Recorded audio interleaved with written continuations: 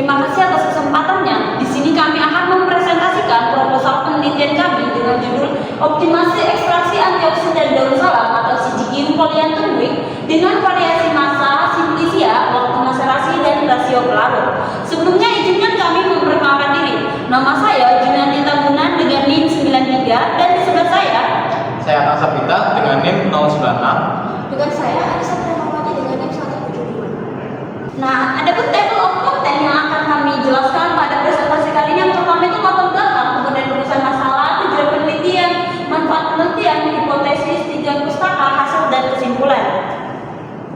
Indonesia adalah negara mega biodiversitas dengan kekayaan flora yang sangat melimpah. Banyak di antara tumbuhan-tumbuhan tersebut yang dimanfaatkan sebagai tanaman obat.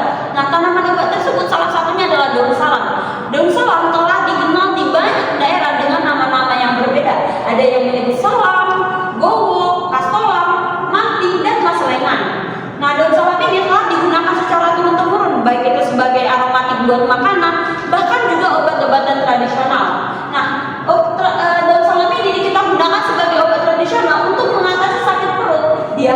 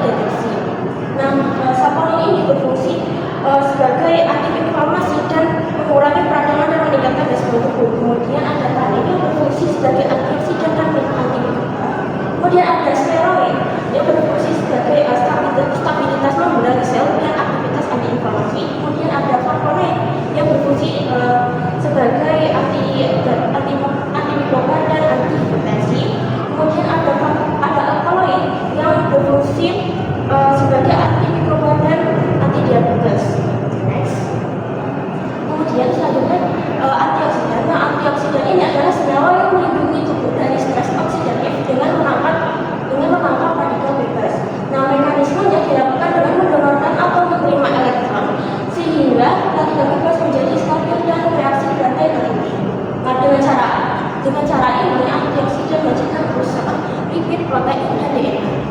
Nah, macam-macam antioksidan yang pertama ada antioksidan endogen di mana diproduksi dalam tubuh, contohnya adalah katalase. Kemudian antioksidan eksogen yang didatangkan dari luar tubuh, contohnya dari makanan, contohnya ada vitamin C dan vitamin E. Kemudian ada selanjutnya antioksidan dari tanaman, contohnya ada trichoderma dan serat. Next, kemudian selanjutnya ada radikal bebas. Nah, radikal bebas ini adalah molekul senyawa reaktif dengan elektron yang tidak berpasangan sehingga mudah merusak lipid dan DNA. Nah, radikal bebas ini terbentuk dari metabolisme tubuh maupun faktor eksternal seperti polusi asap rokok, sinar UV ataupun dari stres. Nah, tanpa dinetralisir, antioksidan ini akan dapat menyebabkan degeneratif pada tubuh, contohnya kanker, penyakit jantung, diabetes, gangguan syaraf dan penuaan gigi. Next, kemudian ada selanjutnya ekstraksi. Nah, ekstraksi ini adalah proses penarikan senyawa kimia yang larut dalam suatu bahan menggunakan pelarut tertentu. Nah, metode ini memisahkan komponen berdasarkan pelarutan dalam pelarut organik maupun anorganik. Nah, etanol sering digunakan karena mampu melakukan hampir seluruh metabolit sekunder dalam alam. Nah, tujuan ekstraksi adalah memperoleh komponen aktif dari bahan dengan prinsip bahwa hanya senyawa larut yang dapat berpindah ke pelarut. Nah, contoh-contoh dari ekstraksi adalah yang pertama ada perkolasi, di mana proses ekstraksi kontinu, larut dilarutkan dari bagian atas silisia yang dibiarkan menetes ke bawah menghasilkan perkola. Nah, kemudian ada software. Nah, proses ekstraksi ini secara kontinu, di mana pelarut dikuapkan, kemudian digulungkan, kemudian akan menetes ke bahan. Nantinya saat kondisi untuk pelarut dan bahan tersebut akan turun ke labu pelarut. Nah, metode ini cocok untuk larutan gamma dan molekul. Nah, kemudian ada maserasi. Maserasi ini adalah proses ekstraksi yang tanpa pemanasan dengan merendam bahan dalam larut pada suhu kamar. Nah, cocok untuk senyawa yang termolekul. Kemudian ada ultrasound assisted solvent ekstraksi. Nah, ekstraksi ini memanfaatkan gelombang ultrasonik untuk merusak dinding sel sehingga pelarut mudah menghasilkan metabolit sekunder. Kemudian ada reflux dan destilasi, di mana uap akan mengangkat komponen mata kemudian diembunkan. Nah, pada proses ini dilakukan pada suhu yang lebih rendah dari titik didih normalnya. Kemudian next ada maserasi. Nah, maserasi adalah proses ekstraksi sederhana, di mana proses bahan yang telah dihaluskan akan direndam dalam larut dan tersimpan terlebih dari cahaya. Nah, selama perendaman, campuran dikocok secara berkala untuk mempercepat perpindahan senyawa dari satu bahan ke pelarut. Nah, karena tanpa pengadilan, proses ekstraksi menjadi kurang efisien. Nah, faktor-faktor yang mempengaruhi efisiensi maserasi yang pertama ada suhu. Semakin tinggi suhu maka ekstraksinya juga semakin cepat. Namun semakin tinggi suhu ini juga akan menyebabkan degradasi thermal pada bahan. Kemudian ada waktu. Semakin lama waktunya maka ekstrak yang dihasilkan juga semakin banyak. Namun semakin lama juga bahannya akan mengalami degradasi dan menurunkan efisiensi.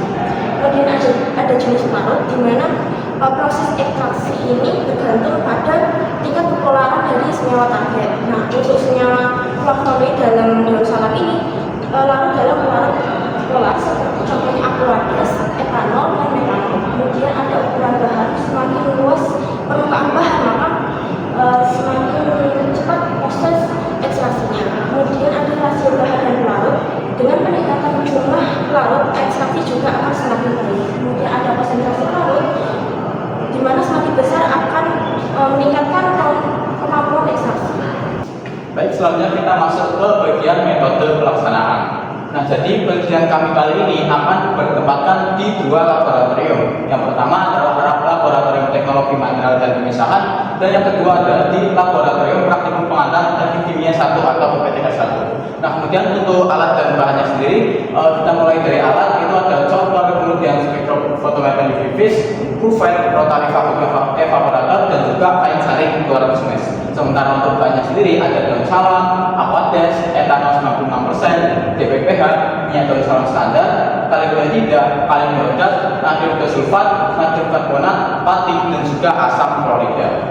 Nah, untuk variabel riset yang kami teliti pada praktikum kali ini, pertama kita akan memvariasikan variabel bebas ada 3 yang berupa waktu maserasi, masa simplisia, dan juga rasio larut. Nah, untuk waktu maserasi sendiri kita variasikan yaitu dari 1 hari, 3, 5, 7, 9, dan juga 11 hari. Kemudian untuk masa simplisia kita menggunakan pelipatan 10, yaitu 10 gram, 20 gram, 30 gram, 40 gram, dan juga 50 gram.